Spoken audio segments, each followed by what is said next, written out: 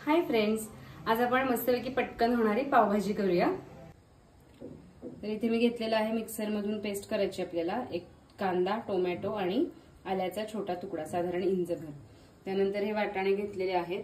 जर तुम्हाला फ्रेश मटार मिळाले तर ते पण तुम्ही घेऊ शकता, अदरवाइज फ्रोझन घ्यायचे आहेत। आणि कुकर मध्ये मी बटाटा आणि सिमला मिरचीचे तुकडे केलेले आहेत।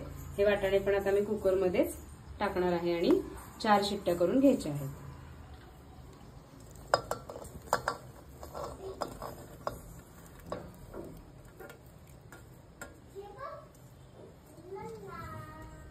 तर आता हे सगळं मी शिजवून घेते कुकरला 4 शिट्ट्या करून आणि मग आपण पुढची रेसिपी बघूया।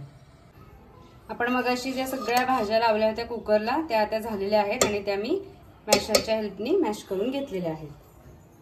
त्यानंतर ही आहे आपली ग्रेव्ही। कांदा, टोमॅटो आणि आलं आपण मिक्सर मधून फिरवून घेतलेलं आहे। आता इथे कढईत मी तेल तापत ठेवलेले, तेल तापलेलं आहे आपलं।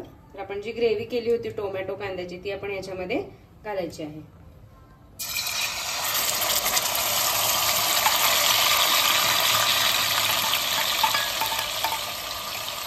आणि त्याचा चांगला रंग बदलेपर्यंत परतून घ्यायचा आहे।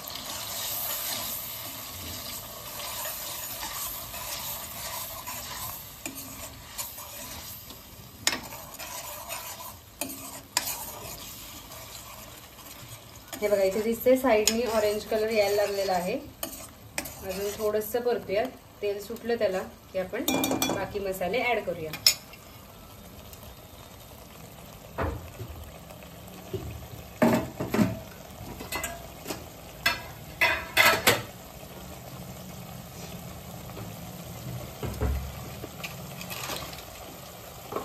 हे बघा इथे कलर चेंज झालेला आहे, ऑरेंज अशी शेड आलेली आहे आणि साइडनी तेलही सुटलेलं आहे। आता आपण याच्यात मसाले ऍड करूया।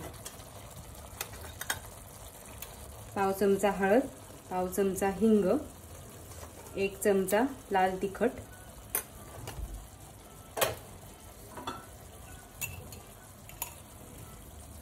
आणि 2 चमचे मीठ। भाज्या शिजवताना मी थोडंसं मीठ घातलं होतं, नाही घातलं तरी चालू शकतं, त्या अंदाजाने घालायचं चवीप्रमाणे। आणि साधारण 2 चमचे हा पावभाजी मसाला। आता हे सगळं आपण मिक्स करून घेऊया आणि ज्या भाज्या शिजवून आपण मॅश करून घेतले ते याच्यामध्ये घालूया। मस्त अशी ग्रेव्ही तयार झालेली आहे। आता या भाज्या आपण याच्यामध्ये ओतूया।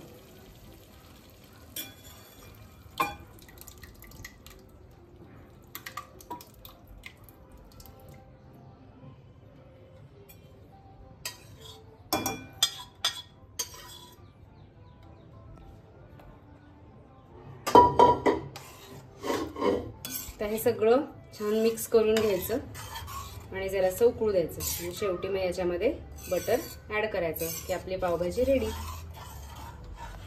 सो आता आपली पावभाजी रेडी आहे।